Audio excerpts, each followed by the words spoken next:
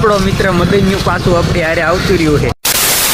હમણાંથી વિડીયો ભલે ન આવતો પણ રોજ ને રોજ ઠેલો લઈને ઉપડવાનો હોય કોલેજેથી રજા પડી ગઈ અચાનક પ્લાન બની ગયો લાલ દરવાજા જવાનો. અક્ષય કુમાર તારાને કઈ કેવું છે? 200 रुपए दे और 50 रुपए काट ओवर एक्टिंग की वजह से. આ ત્રણેયને મોકલી દીધા ને હવે હું ઉપડું હોસ્ટેલ બાજુ. બીજે દી હવારમાં ટોબો પહેરીને આવી ગયો રિવરફ્રન્ટ અને તમે સવાર તો જોવો.